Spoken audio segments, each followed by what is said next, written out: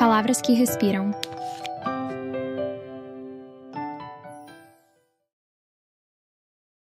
O incolor. Tsukuru Tazaki. Capítulo 4.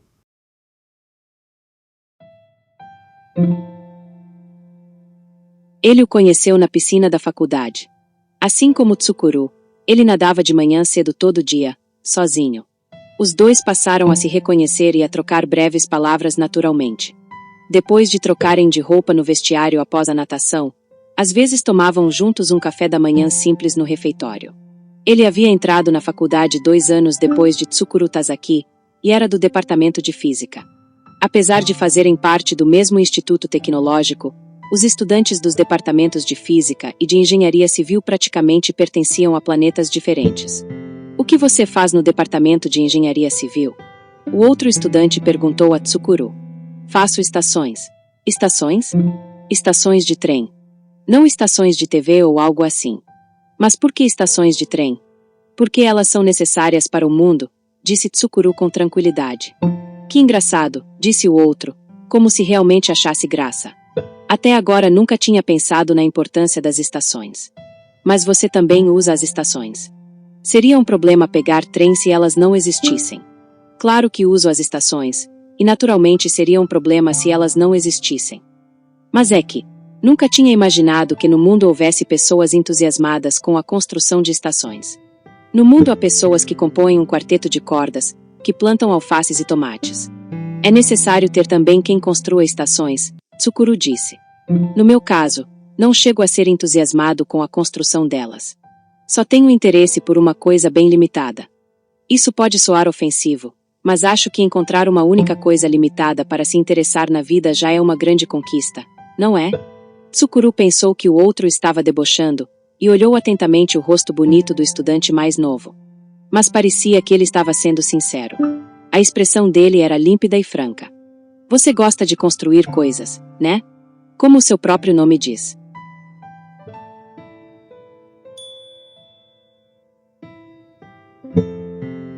Em japonês, Tsukuru significa construir, fabricar.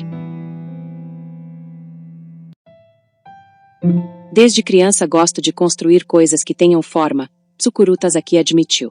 Eu sou o contrário. Por alguma razão, por natureza, não sou bom em construir coisas. Desde a época do ensino primário não conseguia fazer bem nem os trabalhos simples de artesanato. Não consigo montar direito nem um kit de plastimodelismo.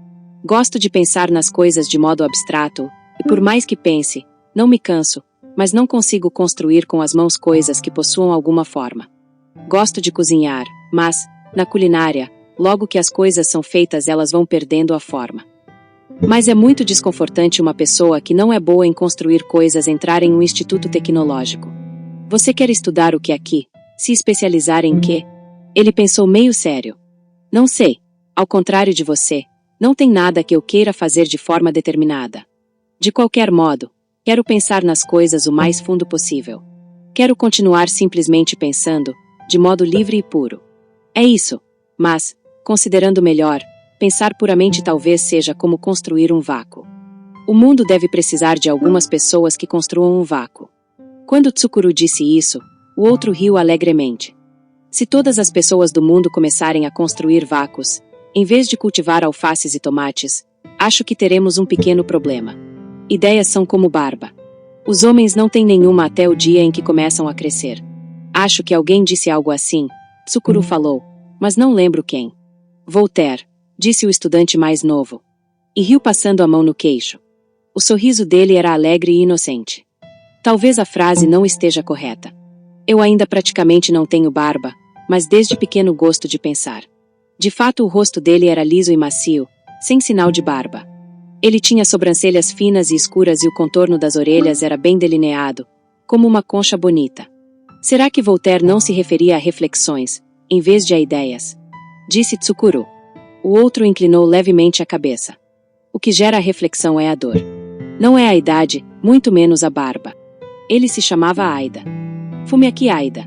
Aqui também tem mais uma pessoa colorida, Tsukuru pensou, quando ficou sabendo do nome dele, que literalmente queria dizer campo cinzento. Mr. Grey. Claro, apesar de ser uma cor bastante discreta.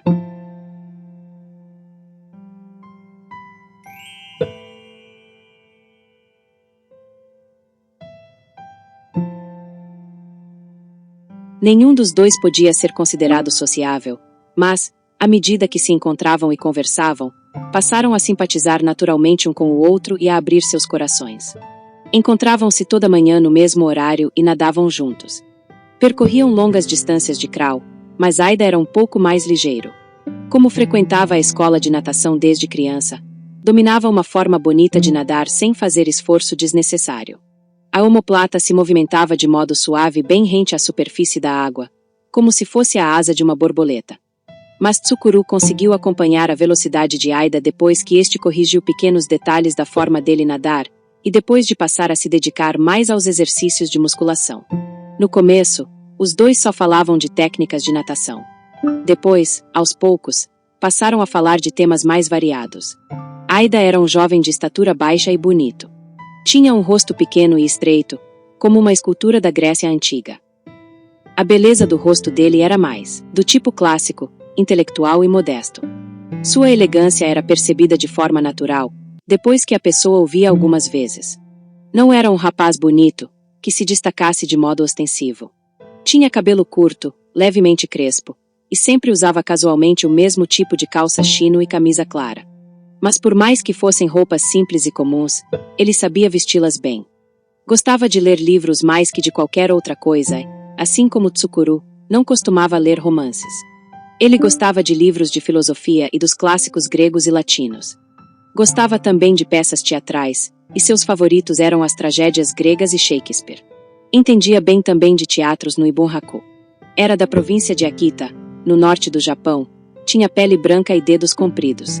Não tinha resistência para bebida alcoólica e era capaz de distinguir as músicas de Mendelssohn e de Schumann. Era muito tímido e, em locais onde se reuniam 3 pessoas ou mais, preferia ser tratado como se não estivesse ali. Na sua nuca havia uma cicatriz velha e profunda, de cerca de 4 centímetros de comprimento, que parecia ter sido provocada por uma faca e conferia um toque misterioso à sua aura pacífica. Aida havia se mudado de Akita para Tóquio na primavera daquele ano e morava em um dormitório para estudantes perto do campus, mas ainda não tinha feito amigos próximos.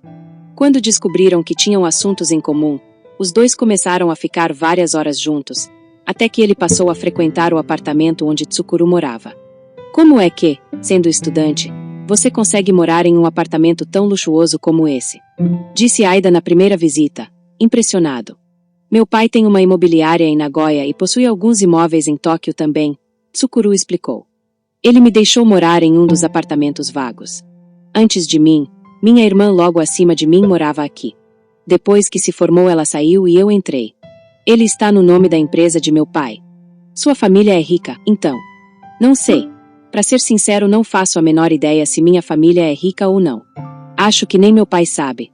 Se não juntar em um único lugar o contador, o advogado, o consultor fiscal e o consultor de investimentos, ele não sabe direito a situação real do negócio. Mas, pelo menos no momento, acho que não estamos passando por grandes dificuldades. Por isso posso morar aqui, felizmente. Mas você não tem interesse em negócios desse tipo?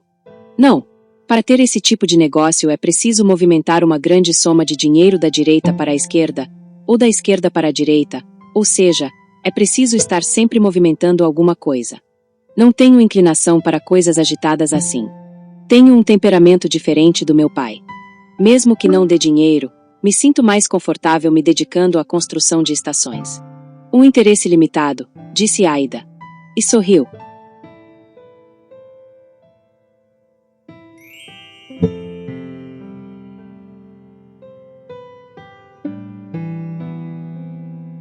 No final, Tsukuru Tazaki jamais se mudou desse apartamento de um quarto em Hyugaoka.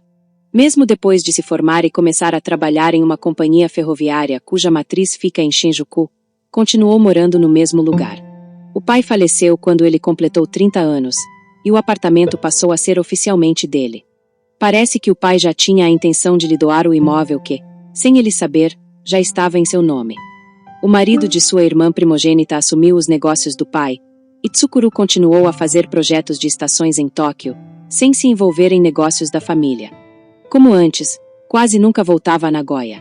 Quando voltou à cidade natal para o funeral do pai, Tsukuru pensou: talvez os 4 do grupo apareçam para dar condolências se souberem do ocorrido. Se eles vierem realmente, como irei cumprimentá-los? Mas ninguém apareceu. Ao mesmo tempo em que Tsukuru ficou aliviado, sentiu um certo vazio. Aquilo tinha acabado de verdade, ele teve de reconhecer. Jamais iria voltar a ser como era. De qualquer forma, naquela época todos os 5 já estavam com 30 anos. Não estavam mais na idade de sonhar com uma comunidade que se harmoniza de forma ordenada.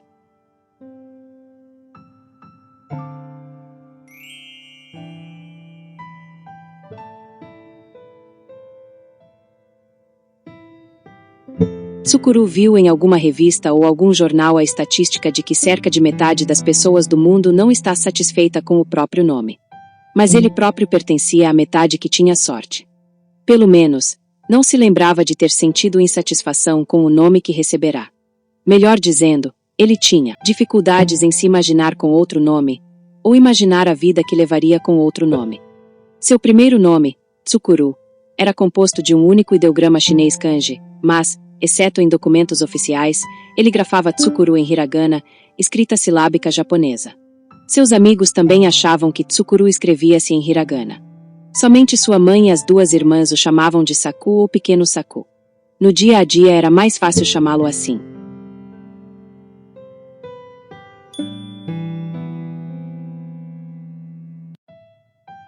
O kanji de Tsukuru, que significa construir, fabricar, em japonês, pode ser lido como Saku.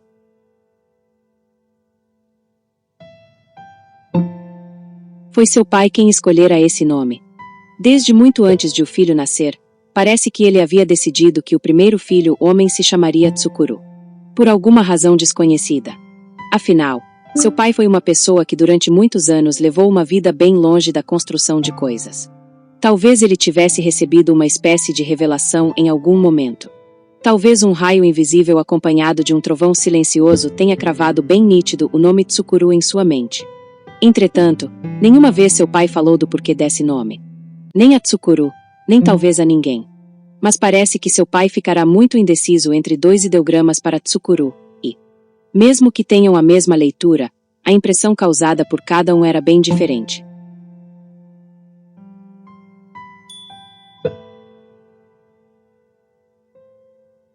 Os 2 ideogramas significam construir, fabricar, embora o primeiro tenha uma conotação de criatividade, originalidade. Sua mãe preferiu o primeiro, mas, depois de considerar as opções durante vários dias, seu pai escolheu o segundo, com sentido mais prosaico. Depois do funeral do pai, sua mãe se lembrou da discussão daquela época, e contou. Com o ideograma como no nome, o fardo da vida dele deve ficar um pouco mais pesado, seu pai me disse. Mesmo que a leitura seja a mesma, ele deverá se sentir mais leve com o ideograma. Pelo menos em relação ao seu nome, seu pai pensou seriamente. Talvez porque você tenha sido nosso primeiro filho homem. Tsukuru quase não tem recordação de ter tido uma relação próxima com o pai, mas não tinha como discordar da opinião dele. A forma mais simples de Tsukuru Tazaki seria bem mais adequada para o seu nome. Afinal, ele praticamente não possuía nenhum elemento original ou criativo. Mas Tsukuru não tinha como julgar se graças a esse nome o fardo da vida ficará realmente mais leve. Talvez, graças ao nome, o tipo do fardo mudará um pouco. Mas e quanto ao peso? De qualquer forma, foi assim que ele adquiriu uma personalidade individual chamada Tsukuru Tazaki. Antes disso ele não era nada, não passava de um caos sem nome antes da alvorada. Era um pedaço de carne rosa que respirava com dificuldade e chorava no escuro, pesando um pouco menos de 3 quilos. Primeiro ele recebeu o nome. Depois passou a ter consciência e memória, e em seguida formou o ego. Tudo começara a partir do nome. Seu pai se chamava Toshio Tazaki. Um nome realmente adequado a ele, de um homem que ganha muitos pontos e obtém lucros.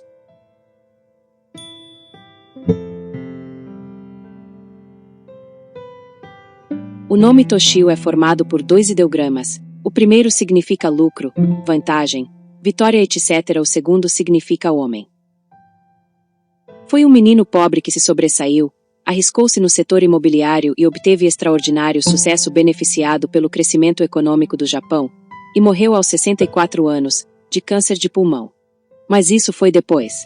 Na época em que Tsukuru conheceu Aida, seu pai ainda era vivo e saudável, fumava cerca de 50 cigarros sem filtro por dia e comprava e vendia imóveis residenciais de luxo de modo enérgico e agressivo. A bolha imobiliária já havia estourado, mas ele desenvolvia negócios diversificados para garantir o lucro, prevendo até certo ponto esse risco, e por isso ainda não havia sofrido grandes prejuízos. A mancha funesta do pulmão também não tinha sido descoberta.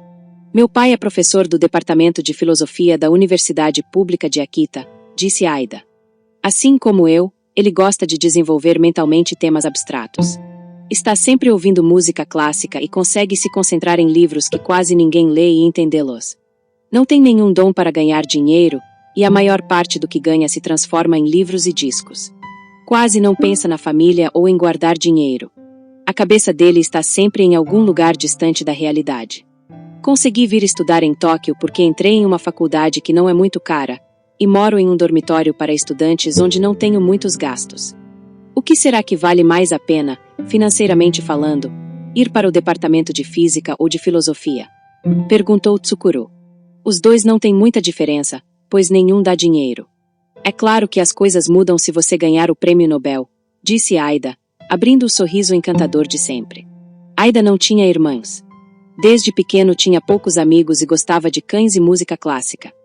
O dormitório estudantil onde morava não tinha clima para ouvir música direito, e ele levava alguns CDs para o apartamento de Tsukuru para ouvi-los. A maioria era retirada da biblioteca da faculdade. Às vezes ele trazia discos de vinil velhos que eram dele mesmo. No apartamento havia um aparelho de som razoável, mas junto com ele a irmã mais velha de Tsukuru havia deixado apenas alguns discos de Barry Manilow e Pet Shop Boys, e por isso Tsukuru quase nunca usava o aparelho. Aida gostava de ouvir principalmente músicas instrumentais, de câmara e vocais. Não gostava muito daquelas em que a orquestra ressoa de modo estrondoso. Tsukuru não tinha especial interesse por música clássica, mas gostava de ouvi-las junto com Aida. Quando estavam ouvindo um disco de piano, Tsukuru se deu conta de que já tinha ouvido algumas vezes uma das músicas. Não sabia o nome, nem o compositor, mas era uma música triste e serena. Introdução impressionante em ritmo lento e tom simples. Variação tranquila. Tsukuru levantou os olhos da página do livro que lia e perguntou a Aida o nome da música. É Le Mal do Pais, de Franz Liszt. Faz parte da suíte primeiro ano, Suíça, de anos de peregrinação. Le Mal do Pais. É francês. Em geral a expressão é usada no sentido de saudade da terra natal, melancolia, mas a definição mais precisa seria tristeza sem causa, evocada no coração das pessoas pela paisagem rural. É uma expressão difícil de ser traduzida corretamente. Uma menina que conheço costumava tocar essa música. Ela era minha colega de classe no ensino médio. Sempre gostei dessa música, apesar de não ser muito conhecida, disse Aida. Essa sua amiga tocava piano bem? Não entendo muito de música, e por isso não tenho como julgar se ela era boa ou não. Mas toda vez que eu ouvia essa música, achava bonita. Como posso explicar? Está repleta de uma tristeza serena, mas não chega a ser sentimental. Se você sentia isso, ela devia tocar bem, disse Aida. Parece uma música tecnicamente simples, mas sua interpretação não é fácil. Se tocar simplesmente seguindo a partitura, não terá graça nenhuma. Mas se tocar com muita intensidade, se torna vulgar. A natureza da música muda completamente só com o modo de usar o pedal. Como se chama o pianista? Lazar Berman. É um pianista russo, e toca Liszt como quem desenha um cenário imaginário e delicado. As músicas para piano de Liszt às vezes são consideradas engenhosas, mas superficiais. Naturalmente algumas são assim elaboradas, mas, ouvindo todas elas com atenção, percebe-se que no seu interior está contida uma profundidade própria. Mas muitas vezes ela está escondida de modo habilidoso por trás de toda a ornamentação. Podemos dizer isso em especial dessa coleção Anos de Peregrinação. Não são muitos os pianistas atuais que conseguem tocar Liszt de modo correto e belo. Na minha opinião, dentre os relativamente novos, temos esse Berman e, dentre os antigos, Cláudio Arrau. Quando o assunto era música, Aida se tornava sempre eloquente. Ele continuou discursando sobre as características da interpretação de Liszt por Berman, mas Tsukuru quase não ouviu. A imagem de Branca tocando aquela música apareceu na sua mente de modo surpreendentemente vívido, em 3 dimensões. Como se aqueles belos instantes estivessem voltando à tona, contra a corrente, desafiando a pressão legítima do tempo. O piano de cauda Yamaha na sala da casa dela. Sempre afinado corretamente, refletindo a personalidade metódica de Branca. A superfície reluzente e límpida sem nenhuma impressão digital. A luz da tarde que adentra a janela. A sombra do cipreste do jardim. A cortina de renda que balança ao vento. As xícaras de chá sobre a mesa. Os cabelos negros e presos atrás de forma meticulosa, e o olhar compenetrado sobre a partitura. Os 10 dedos longos e bonitos no teclado. As 2 pernas que pisam os pedais eram precisas e ocultavam uma força de Branca que não se podia imaginar no dia a dia. As panturrilhas eram lisas e brancas como cerâmica envernizada. Quando alguém pedia para tocar uma música, ela costumava tocar essa. Lê mal do Paz. Tristeza sem causa, evocada no coração das pessoas pelo cenário rural. Saudades da terra natal, ou melancolia. Enquanto ouvia a música atentamente, com os olhos cerrados, sentiu um sufoco desconsolado no fundo do peito. Como se tivesse inspirado um pequeno e duro pedaço de nuvem sem perceber. Mesmo depois que a música acabou e começou a outra do disco, Tsukuru permaneceu calado, mantendo seu coração simplesmente imerso no cenário que aflorava na mente. Aida olhava de vez em quando o rosto de Tsukuru nesse estado. Se você não se importar, gostaria de deixar esses discos aqui. Já que não posso ouvi-los no meu quarto do dormitório mesmo, disse Aida, guardando os discos na capa. Esse álbum de 3 discos continua no apartamento de Tsukuru até hoje. Ao lado de Belry Manilow e Pet Shop Boys. Aida era um bom cozinheiro. E em sinal de gratidão por deixá-lo ouvir as músicas, ele costumava fazer compras e cozinhar no apartamento. A irmã mais velha havia deixado um conjunto de panelas, utensílios de cozinha e louças. Tsukuru simplesmente os herdou assim como muitos outros móveis e o aparelho de telefone, que de vez em quando tocava com uma ligação dos antigos namorados dela. Os 2 jantavam juntos 2 ou 3 vezes por semana. Ouviam música, falavam de diversos assuntos e comiam a refeição preparada por Aida. A maioria era de pratos fáceis de preparar, mas nos finais de semana ele às vezes se arriscava a fazer receitas mais elaboradas, gastando um bom tempo. Eram sempre deliciosas. Parecia que Aida tinha um dom natural para a culinária. Podia ser uma omelete simples, sopa de miso, molho branco ou paeja. Ele preparava tudo com habilidade e requinte. É uma pena você continuar no departamento de física. Você deveria abrir um restaurante, disse Tsukuru, meio que brincando. Aida riu. Não seria má ideia. Mas eu não gosto de ficar preso em um lugar só. Quero viver de modo livre, indo para onde quiser, quando quiser e pensar quanto quiser. Mas isso não é fácil. Não é fácil. Você tem razão. Mas eu já decidi. Quero ser livre para sempre. Gosto de cozinhar, mas não quero ficar preso na cozinha por causa do trabalho. Se fizer isso, vou passar a odiar alguém. Alguém. O cozinheiro odeia o garçom, e ambos odeiam o freguês, disse Aida. É. Uma frase da peça A Cozinha, de Arnold Vesquer. A pessoa privada de liberdade sempre passa a odiar alguém. Não concorda? Não quero levar esse tipo de vida. Estar sempre em um ambiente livre e pensar livremente com a própria cabeça. É isso o que você quer? Exatamente. Mas, a meu ver, pensar livremente por conta própria não parece algo fácil. Pensar livremente, em última análise, é se afastar do próprio corpo.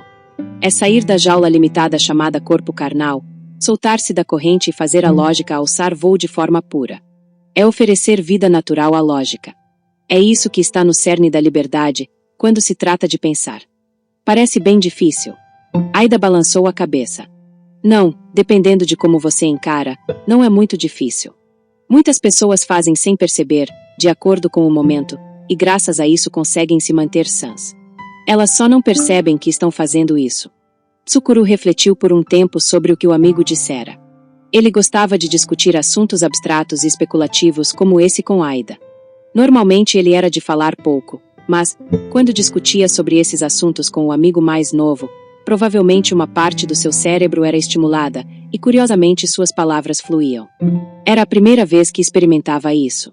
Mesmo quando fazia parte do grupo de 5 amigos de Nagoya, em geral ele apenas ouvia. Tsukuru disse, mas se você não conseguir fazer isso de forma deliberada, a verdadeira liberdade de pensar, como você diz, não poderá ser atingida, não é? Aida assentiu. Exatamente. Mas isso é tão difícil quanto sonhar de forma deliberada. Para uma pessoa comum não é fácil. Mas você está tentando fazer isso de forma consciente. Acho que sim, Aida disse.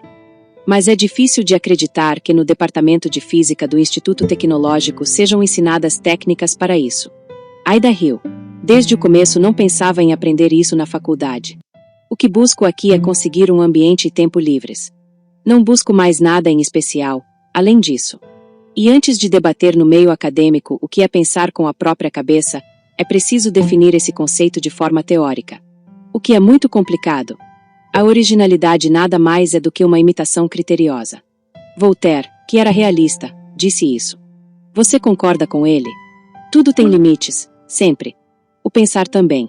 Não precisamos ter medo dos limites, mas também não podemos ter medo de ultrapassá-los. Para as pessoas serem livres, isso é o mais importante. Respeito e ódio pelos limites. As coisas importantes da vida são sempre dúbias. É só isso que posso dizer. Quero fazer uma pergunta, disse Tsukuru. Faça.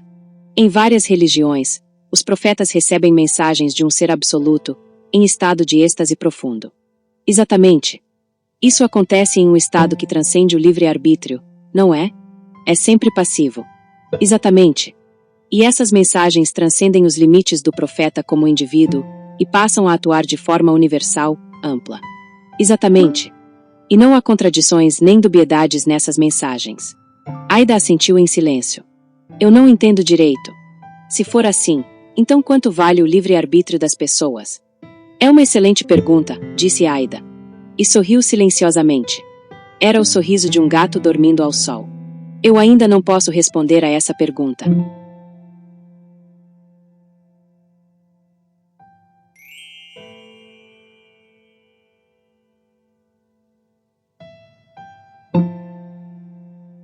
Nos finais de semana, Aida passou a dormir no apartamento de Tsukuru. Os dois conversavam até tarde da noite, e Aida arrumava o sofá-cama da sala e se acomodava ali. De manhã preparava café e fazia uma omelete. Ele era exigente em questões de café, e sempre trazia grãos aromáticos e torrados e um pequeno moedor elétrico. A exigência de um bom café era praticamente o único luxo dele, que levava uma vida simples. Tsukuru contou a esse novo amigo a quem abria o coração os vários acontecimentos de sua vida de forma franca e aberta. Mas escondeu cuidadosamente os episódios relacionados aos 4 grandes amigos de Nagoya. Afinal, não era algo que podia ser revelado facilmente. A ferida que tinham causado no coração dele ainda era bastante recente e profunda. Mesmo assim, quando estava com esse amigo mais novo, ele conseguia se esquecer até certo ponto dos 4. Não, esquecer não é a palavra certa. A dor por ter sido rejeitado categoricamente pelos 4 grandes amigos permanecia inalterável dentro dele. Só que agora ela subia e descia como a maré. Uma hora ela chegava até seus pés, outra hora recuava para bem longe, a ponto de ele não enxergá-la direito. Tsukuru teve a real sensação de que estava criando, aos poucos, raízes no novo solo chamado Tóquio. Era solitária e simples, mas uma nova vida estava sendo formada ali. Os dias passados em Nagoya foram se tornando cada vez mais uma coisa do passado, que lhe causava certo estranhamento. Era um avanço proporcionado sem dúvida por Aida, seu novo amigo. Aida tinha opinião formada sobre tudo, e conseguia discorrer acerca dela de forma lógica. Quanto mais encontrava esse amigo mais novo, mais respeito Tsukuru sentia por ele. Mas, por outro lado, Tsukuru mesmo não entendia por que Aida se sentia atraído por ele, ou porque se interessava por ele. De qualquer forma, entusiasmados, os dois conversavam e trocavam opiniões sobre vários assuntos, e mal viam o tempo passar. Mesmo assim, quando ficava sozinho, às vezes desejava desesperadamente uma namorada. Queria abraçá-la, acariciar seu corpo com delicadeza e sentir com toda a força o cheiro da sua pele. Era um desejo normal de um homem jovem e saudável. Mas, quando ele tentava imaginar uma mulher, quando tinha vontade de abraçar uma, surgia automaticamente na sua cabeça, por uma razão desconhecida, a figura de branca e de preta. Elas estavam sempre juntas, e visitavam o mundo imaginário dele formando uma unidade inseparável. E isso sempre deixava Tsukuru inquieto e melancólico. Porque até hoje precisam ser essas duas. Elas me rejeitaram categoricamente. Disseram que não queriam mais me ver, que não queriam mais falar comigo. Mesmo assim, por que elas não saem silenciosamente do meu coração? Tsukuru Tazaki estava com 20 anos, mas nunca tinha feito amor com uma mulher. Não só isso, nunca tinha beijado uma mulher, segurado a mão de uma ou sequer saído com alguma. Talvez eu tenha algum problema sério, Tsukuru pensava com frequência. O fluxo natural da mente está sendo interrompido em algum ponto por um obstáculo que talvez esteja causando uma alteração em mim. Tsukuru não conseguia ter certeza se esse obstáculo fora criado pela rejeição dos 4 amigos, ou se, independentemente disso, era algo estrutural, natural dele.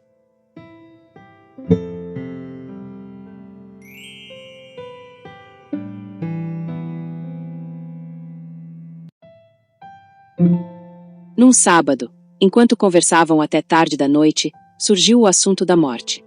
Do significado de as pessoas precisarem morrer. Do significado de as pessoas precisarem viver sabendo que iriam morrer. Os dois discutiram essas questões de modo conceitual. Tsukuru queria revelar a Aida com o próximo viverá da morte durante um período, quão grande foi a alteração causada no seu corpo e na sua mente por causa dessa experiência. Queria contar a misteriosa cena que viu nessa época. Mas, se tocasse nesse assunto uma vez, teria de explicar a sequência de eventos que se sucedera até ele chegar a esse estado, do começo ao fim. Por isso, como sempre, quem falava mais era Aida, e Tsukuru ouvia. Quando os ponteiros do relógio indicaram mais de 11 da noite, o assunto se esgotou e o silêncio caiu sobre a sala. Normalmente, quando isso acontecia, eles paravam de falar e cada um começava a se preparar para dormir. Os dois costumavam acordar cedo. Mas Aida continuou pensando profundamente em algo sozinho, sentado no sofá com as pernas cruzadas. E, o que era raro, começou a falar em tom indeciso. Em relação à morte, conheço uma história um tanto curiosa, contada pelo meu pai. Ele disse que é uma experiência vivida por ele, um pouco depois de completar 20 anos. É exatamente a idade que tenho hoje. Como ele repetiu várias vezes essa história desde que eu era pequeno, acabei decorando tudo, até os pequenos detalhes. É uma história muito estranha, e até hoje não consigo acreditar direito que algo parecido possa acontecer na vida de uma pessoa. Mas meu pai não é de contar mentiras. Ele nem sequer consegue inventar histórias. E, como você sabe, no caso de histórias inventadas, os detalhes mudam cada vez que são contadas. Eles são exagerados, ou quem contou esquece o que falou e como falou da vez anterior. Mas essa contada pelo meu pai era sempre exatamente igual, do começo ao fim. Por isso acho que ele viveu essa experiência de verdade. Como filho que conhece bem o caráter do pai, não tenho outra opção senão acreditar completamente na história dele. Mas naturalmente, como você não o conhece, é livre para acreditar nela ou não. Só queria que você ouvisse e soubesse que existe uma história como essa. Você pode considerá-la algo parecido com folclore ou história de terror. É uma história longa, e já é tarde, mas posso contar? Claro que pode. Ainda estou sem sono, disse Tsukuru.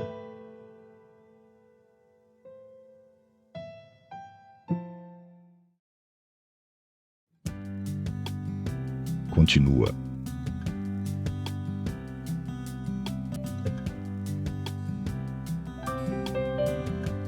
Palavras que respiram.